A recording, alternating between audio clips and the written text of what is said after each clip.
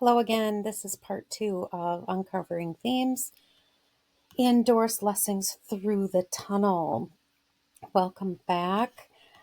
Just a review about what our lesson objective is, same as it was for part 1, that students will be able to analyze themes of identity, self-discovery, and perseverance in Doris Lessing's short story Through the Tunnel. The standards that we're covering here, I'm sure there are more than just these two, but for sure, reading literature, the second standard for reading literature, which is that we are able to determine 2 or more themes or central ideas in a literary work. And then also that we're building on that academic vocabulary, mainly theme, but we are also going to explore a couple of other academic vocabulary terms and meanings in this lesson. I do want to draw your attention to, I will be offering / requiring a student guide, and I would like you to be filling this out either concurrently with this video or once you've watched the video tutorial, you can be off on your own filling this in as well. I haven't quite decided yet if I will be doing this along with you, possibly. Maybe in this tutorial, maybe in a separate tutorial. We'll see kind of how this flows here. But I want to draw attention to this student guide that I'm going to be offering up, and specifically some of the areas that you're going to be filling in. So I've got some guiding questions here for you that I want us to be thinking about as we are continuing on through the story. So here's one of the guiding questions, which is, how do Jerry's character traits and behavior change throughout the story? So how does his behavior change? What types of character traits does he pick up or leave behind as the story progresses? Another guiding question, what symbolic meaning does the tunnel hold, and how does it relate to Jerry's personal journey? I want you to be thinking of this tunnel not just in a literal way. I want you to be thinking of it symbolically, metaphorically. We'll kind of talk about that more as the story progresses. And then, what obstacles does Jerry face? How does he demonstrate perseverance in overcoming them? And then I've got a couple other slides here for you, and I may even add more after this tutorial, but just, kind of some ideas about what a symbol is. We're going to be collecting symbols from the story and, keeping track of characters and their traits. And I think that is all that I want to really just bring to your attention at the moment. All right. So where did we leave off? After part 1, or when last we met, Jerry had met some French boys while away from his mother. Jerry was allowed for the first time to stray from the beach where his mother sits, the safe place. This separation from his mother is a big part of Jerry starting to mature. And it's something that Jerry's mother is grappling with as well. So she's having her own existential crisis for separating herself. And I'm only chuckling because as a mother, I absolutely remember going through this with both of my children. And remember, this separation isn't necessarily geographically a big separation. I mean, I believe he still can see her, if we remember from the last time we met in the story. He can still see like this yellow dot and this orange slice umbrella from where he is up on the rocks, the wild place, right? So it's not so much that he's far, far away from her and can't see her anymore, but again, that metaphorically distanced, right? That he's not being treated as a baby, right? And then we also read about Jerry being a good swimmer, and that Jerry is swimming where the rocks lay like discolored monsters under the surface. Drawing your attention back to that line again. I did mention that earlier.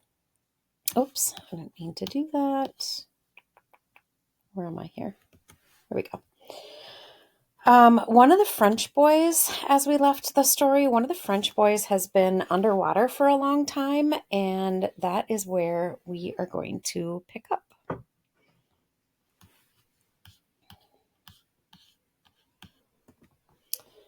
All right. After a long time, the boy came up on the other side of a big, dark rock, letting the air out of his lungs in a sputtering gasp and a shout of triumph. Immediately, the rest of them dived in. One moment, the morning seemed full of chattering boys. The next, the air and the surface of the water were empty. But through the heavy blue, dark shapes could be seen, moving and groping. Jerry dived, shot past the school of underwater swimmers, saw a black wall of rock looming at him, touched it, and bobbed up at once to the surface, where the wall was a low barrier he could see across. There was no one visible. Under him, in the water, the dim shapes of the swimmers had disappeared. Then one and then another of the boys came up on the far side of the barrier of rock, and he understood that they had swum through some gap or hole in it. He plunged down again. He could see nothing through the stinging salt water but the blank rock. When he came up, the boys were all on the diving rock, preparing to attempt the feat again. And now, in a panic of failure, he yelled up in English, "Look at me! Look!" And he began splashing. I'm going to pause here for a minute because we have this, again, a lot of sensory detail, and we have this image of him being sort of a part of this boys group, but sort of still this separateness. He is of the unknown territory still. He is unsure of what these boys are up to, right? But he so desperately wants to be a part of this group. And we, as the reader, are pulling for him, right? We, as a reader, are feeling this experience along with him. And this is what great writers are capable of pulling us into a situation where we kind of become one with the protagonist, in this case, Jerry. So he yells up in English, "Look at me, look," and he begins splashing and kicking in the water like a foolish dog. Now, is this the author, putting this on him, looking like a foolish dog? Or is this Jerry feeling like he looks as if he is kicking in the water like a foolish dog? This is something, maybe as a reader, we're not quite sure. And this is something just to maybe consider and come back to. But I'm just going to put, as kind of, because I am modeling for you reading out loud, I'm going to put a question for myself about that, and I'm going to put it in italics and just say, is this the author's commentary, or is this Jerry's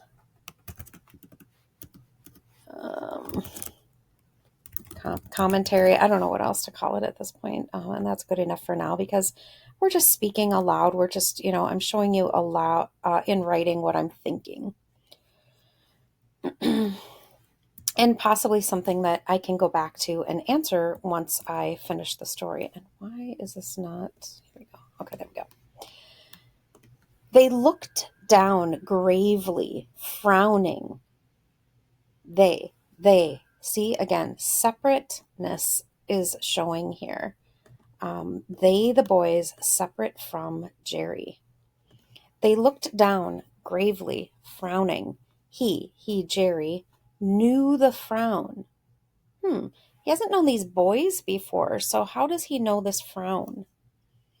At moments of failure, when he clowned to claim his mother's attention, so when he goofs around and acts kind of silly to get his mother's attention, it was with just this grave, embarrassed inspection that she rewarded him. Through his hot shame, feeling the pleading grin on his face, like a scar that he could never remove, he looked up at the group of big brown boys on the rock and shouted, "Bonjour, merci, au revoir, merci, monsieur," while while he hooked his fingers around his ears and waggled them. So he's kind of going back to these childish antics to get attention, right? It's worked for him in the past, especially with his mother. Water surged into his mouth. He choked, sank, and came up. The rock, lately weighted with boys, seemed to rear up out of the water as their weight was removed. They were flying down past him now into the water. The air was full of falling bodies. Then the rock was empty in the hot sunlight. He counted 1, 2, 3. At 50, he was terrified. They must all be drowning beneath him in the watery caves of the rock. Had to take a sip of water here. At 100, he stared around him at the empty hillside, wondering if he should yell for help. Here he is. Here's this feeling of isolation again. I know I mentioned when we met last in part 1 that we were going to, feel along with Jerry this sense of isolation, feeling isolated away from his mother. And now he wants to so badly be a part of this group of boys, but here he is away from them. He is separate from them, and he is worried for them. He counted faster, faster to hurry them up, to bring them to the surface quickly, to drown them quickly, anything rather than the terror of counting on and on into the blue emptiness of the morning. That color blue shows up a lot in this story, and that's something we might want to come back to. And then at 160, imagine counting to 160. That's a long time, right? The water beyond the rock was full of boys blowing like brown whales. They swam back to the shore without a look at him. Ooh, there's that separateness again. They swam back to the shore without a look at him. That's definitely a feeling of ambivalence toward him, right? They don't even consider him. He climbed back to the diving rock and sat down, feeling the hot roughness of it under his thighs. The boys were up gathering their bits of clothing and running off along the shore to another promontory. I don't know why I have such trouble with that word. They were leaving to get away from him. Now, we don't know that for sure, but we definitely sense that that's the way it feels to Jerry. They were leaving to get away from him. So is this, again, Jerry's commentary, the author's commentary, the boys' commentary? I'm going to go with this is probably our experience of what Jerry is feeling. They're leaving to get away from me. They don't want to be around me.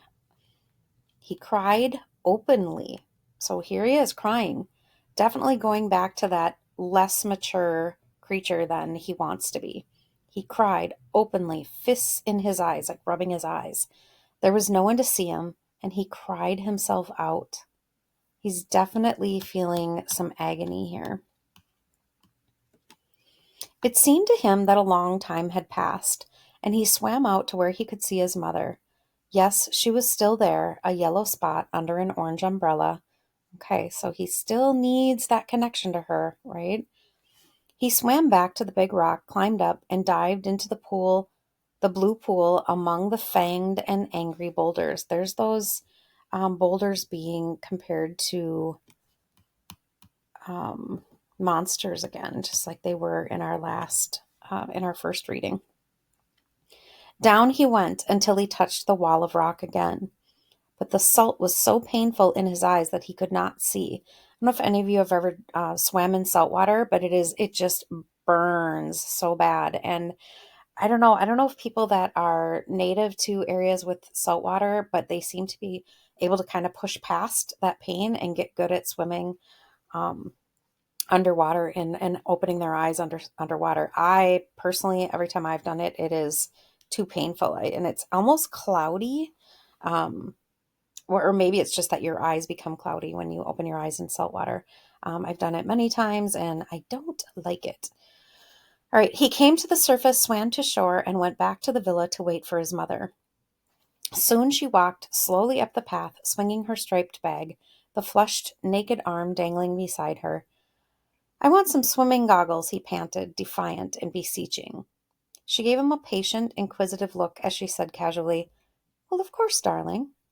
But now, he must have them this minute, and no other time. He nagged and pestered. Again, that immature kind of behavior. He nagged and pestered until she went with him to a shop. As soon as she had bought the goggles, he grabbed them from her hand as if she were going to claim them for herself and was off, running down the steep path to the bay. So he is behaving like a petulant child here. Um, and so, he's going through a transition from immaturity to maturity, but he's definitely not claimed that mature stance quite yet. Jerry swam out to the big barrier rock, adjusted the goggles, and dived. The impact of the water broke the rubber enclosed vacuum. That's that rubber case, or that seal, that forms around and inside of the goggles. And the goggles came loose. He understood that he must swim down to the base of the rock from the surface of the water. He fixed the goggles tight and firm, filled his lungs, and floated face down on the water. Now he could see.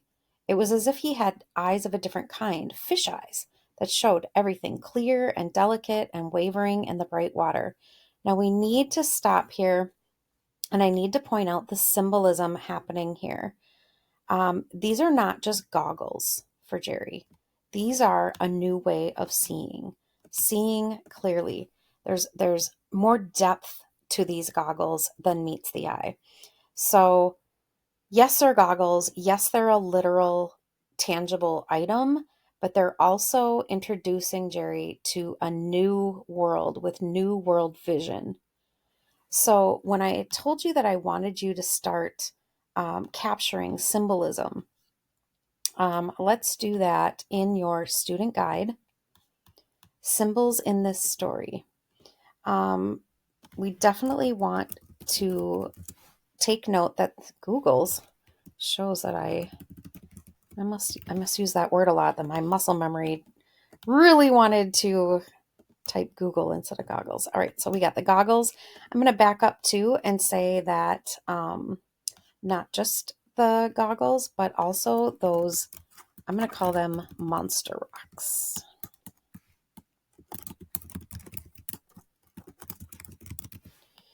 I don't like how it always capitalizes everything. All right, monster rocks. I'm going to say those are symbolic as well. All right. Now I got to figure out where I was in the story.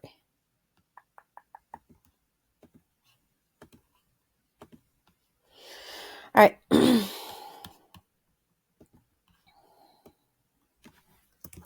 going to put these up here too.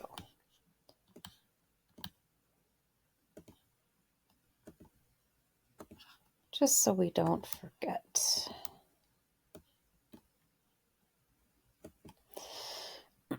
Under him, 6 or 7 feet down, was a floor of perfectly clean, shining white sand, rippled firm and hard by the tides. 2 grayish shapes steered there, like long, rounded pieces of wood or slate. They were fish. He saw them nose toward each other, poise motionless, make a dart forward, swerve off, and come around again. So he's watching these fish kind of do this playful thing, and having snorkeled many, many times in my life, as well as scuba dived, I understand this playfulness that fish have, especially grouper fish. They are so playful, like little puppies. It was like a water dance. A few inches above them, the water sparkled as if sequins were dropping through it. That's really pretty visual image too, sensory image that I always kind of like to take note when I think language is beautiful, and maybe that's just the English geek in me, but I think it's important, and it shows a strong reader that can find these kind of beautiful moments. And this idea of above my head seeing water sparkle as if sequins were dropping through it, I love that idea. Fish again, myriads of minute fish, the length of his fingernail, so little tiny fish too, were drifting through the water, and in a moment he could feel the innumerable tiny touches of them against his limbs. If you've ever been swimming in a lake and had minnows kind of touching your feet and your ankles, some people think it's creepy, but it's kind of a fun little feathery touch. It was like swimming in flaked silver. Ooh, love that simile. That's just beautiful imagery that I can absolutely see in my mind's eye. It was like swimming in flaked silver. The great rock the big boys had swum. Okay, let's try that again. The great rock the boys had swum through rose sheer out of the white sand, black, tufted lightly with greenish weed. He could see no gap in it. He swam down to its base. He wants to get to this thing, thing he believes is down there, based on what he saw the boys doing, but he has yet to be able to reach. Again and again he rose, took a big chestful of air, and went down. So this kind of marks a maturity as well, this perseverance, this tenacity, this unrelenting quest for this what we don't know yet. I mean, we can guess because of the name of the story, this tunnel, right? But he's yet to find it. Again and again, he groped over the surface of the rock, feeling it, almost hugging it in the desperate need to find the entrance. And then, once, while he was clinging to the black wall, his knees came up and he shot his feet out forward, and they met no obstacle. Yay, Jerry! He had found the hole. He gained the surface, clambered about the stones that littered the barrier rock until he found a big one, and with this in his arms, let himself down over the side of the rock. He dropped with the weight straight to the sandy floor, clinging tight to the anchor of stone. And I want to pause here to just show you that this is a very forward propelling, or the author in this case is propelling us forward through this. She has a wonderful way of giving us this sense of urgency that Jerry is going through. And again, a lot of talent for a writer to be able to do that for us as a reader. Clinging tight to the anchor of stone, he lay on his side and looked in under the dark shelf at the place where his feet had gone. He could see the hole. It was an irregular dark gap, but he could not see deep into it. He let go of his anchor, clung with his hands to the edges of the hole, and tried to push himself in. This whole idea of he let go of his anchor is a very telling moment, because in his life up till now, what has been his anchor? I'm going to put this in, I'm going to highlight this down below. Up until now, what has been Jerry's anchor?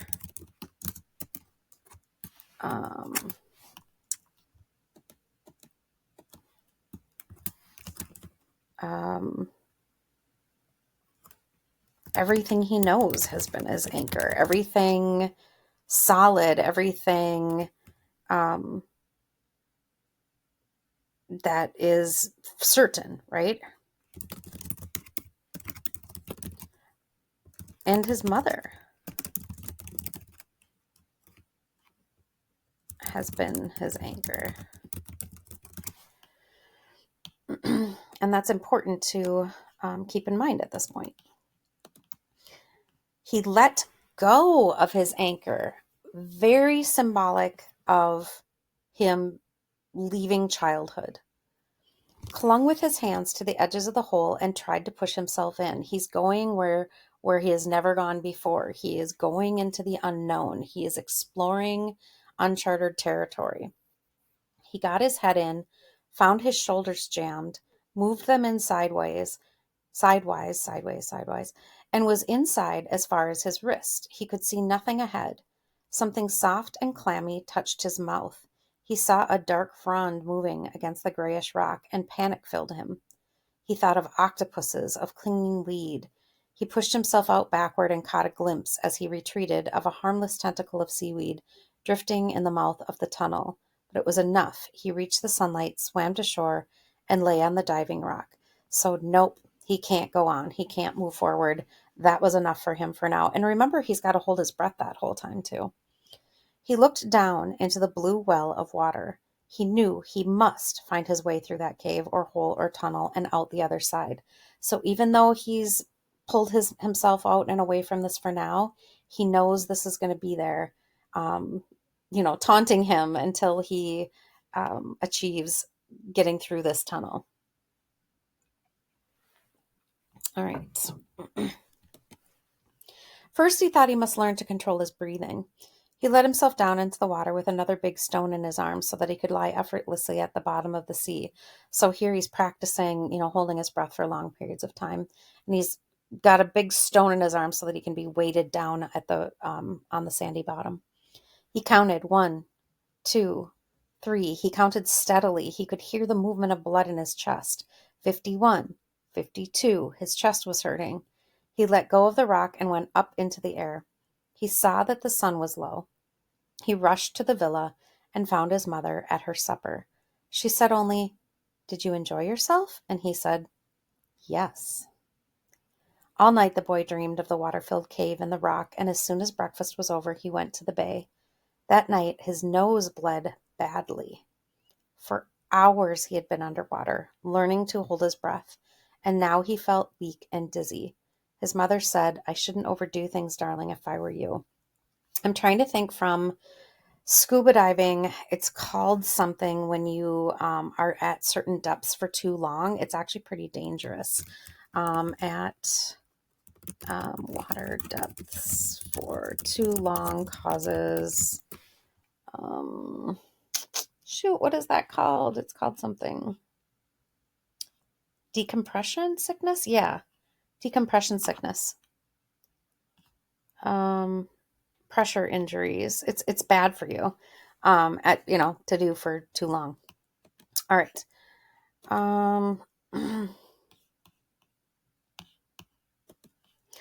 I think, let's see, I'm going to pause for a moment. All right, I think we're going to stop there for part 2. And just if we go back to the symbolism thing, I'm going to say, I'm not sure. I might come back here at some point and say maybe we're not going to use this as a symbol. But I think this idea of rocks as I think rocks are, and not just the monster rock, but this rock that he's holding on to, really using it as an anchor, I think is possibly a symbol as well.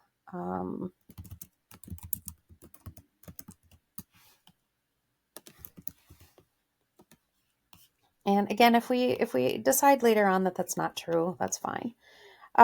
These guiding questions, were we able to answer any of these? How is he changing? How are his character traits different than they were at the beginning? What behaviors is he displaying? Let's be thinking about that. Maybe you could even answer a few things already. And we aren't quite sure about the symbolic meaning of the tunnel yet, because we haven't gotten quite that far, except to say that he felt that there is a tunnel, right? He got himself a little ways in it and then pulled himself back out again, right? We do know that. And then this obstacle that he's facing quite a few obstacles that I think we could list here already. And he is showing some perseverance, right? So I think we can start answering a few of these things. But we'll come back to this in part 3. Thank you for watching.